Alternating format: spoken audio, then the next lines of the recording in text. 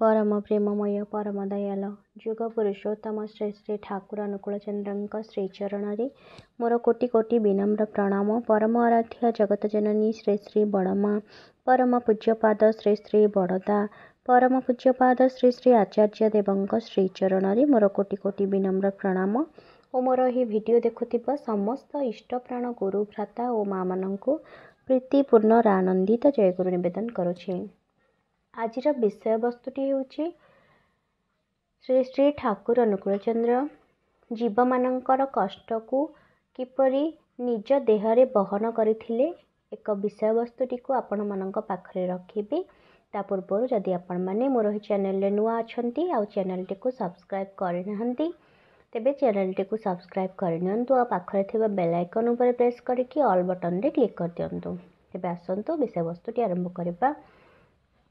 समय प्राय अपराह्न वार्तालाप करी करी भक्त किशोरी सह आगे चली परम दयाल श्री श्री ठाकुर। प्रभु श्रीकंठ निर्झरित अमृतमय स्वर को शुणी चली किशोरी आगे चली एकांत यही पदचरण रे हठात एक गँ गँ शब्द शुभिला। ए कौन गोटे शब्द शुभुची कही से माने भाबिले जे गोरु केउठारे चित्कार करुची बोधवे। परम दयाल निकटस्थ एक स्थान को इंगित पूर्वक स्व गला को धरी चित्कार करुछंती श्री श्री ठाकुर। पार्श्वस्थ केउ एक स्थान रु भासी आसुछि एक गोरुर आर्त चित्कार। गँ गँ स्वर रे प्रकंपित चतुर्दिग एपट सेपट खाली चाहुछंती मनमोहिनी नंदनଙ୍କ सह भक्त किशोरी। अरे एठारे बोध हुए पार्श्वस्थ एक स्थान को लक्ष्यपूर्वक दौड़ी जाउछंती परम दयाल एवं पछरे किशोरी मोहन। पार्श्वस्थ एक उच्च स्थान तल को गली पड़ी गोरुटीए। खुंटीरू बंधा जाइथिबा पघा सहित ही तल को झुली पड़ी गोरुटी। गोरुटीर बेकटी रे पघाटी फासरे बांधी हुई जाइछि। तार संपूर्ण शरीर गुरु भार बहन करुछि। तार पघा फासे आबद्ध बेकटी संपूर्ण शरीर ओजन भारे गुरुर बेकटी क्षत विक्षत आउ रक्ताक्त हो जाइछि। गोरुटीर एही निसहाय अवस्था को देखि व्याकुलित होइछंती परम दयाल आउ कहिछंती किशोरी धर धर शीघ्र तल को झुली पड़िथिबा गोरुटी को तलपटु टेकी धरुछंती मनमोहिनी नंदन। उपरिस्थ स्थानटी गोरुटी को ऊपर को टाणी आनिबाकू चेष्टा करुछंती किशोरी मोहन। गँ गँ शब्द रे चित्कार करुछि गोरुटी। बहु कष्टे गोरुटीर संपूर्ण शरीर भार को निज सुकोमल हस्ते बहन पूर्वक ऊपर को तोली धरछंती परम दयाल। सेपटे निजर समस्त बल प्रयोग पूर्वक गोरुटी को टाणी ऊपर को नेबा निमंते चेष्टा करुछंती किशोरी मोहन। किंतु किशोरी मोहन आश्चर्य हेले जे प्रभुंक श्रीहस्त स्पर्श मात्र के ही किपरि जेपरि आश्वस्त हो जाइछि गोरुटी। भीषण कष्टदग्ध गलाटी तार आश्वस्त लाभ करिछि। एक अद्भुत स्वस्तिर सिहरण रे तार शरीर सिहरित होइछि। ओहो एबे आसीगला ऊपर को आश्वस्त कंठे किशोरी मोहन कहिले।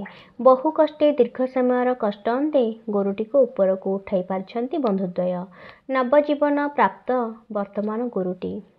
श्री श्री ठाकुर कहिले देख देख किशोरी तार बेकरु से पघाटी को खोली दे।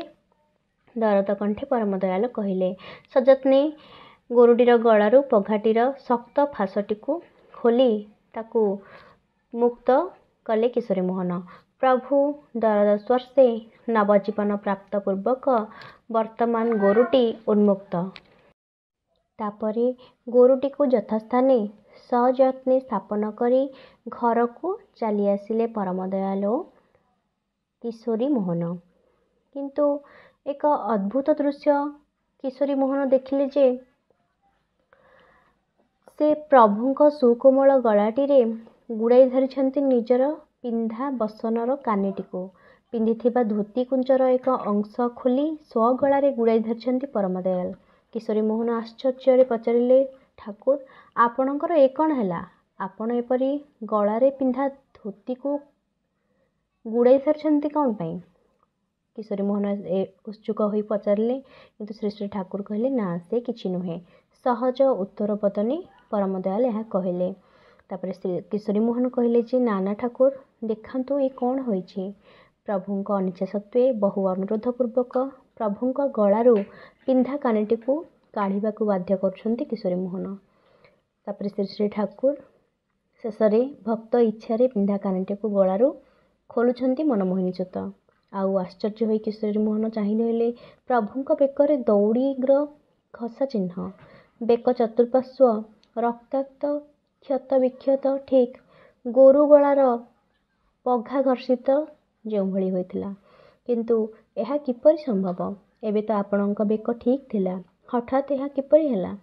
यह प्रश्न पचारिबारु श्री श्री ठाकुर कहले ना, गोरुटीर बेकर सही घाटी को देखु देखु बोधहुए मोर मध्य एहिपरि हेगला। रहस्य व्यथित रंजक पूर्वक श्री श्री ठाकुर यह कहले। विषय वस्तुटी भल लगी आपण माने लाइक शेयर और सब्सक्राइब करने जमार भी भूलिबेनी। रहिली। जय गुरु।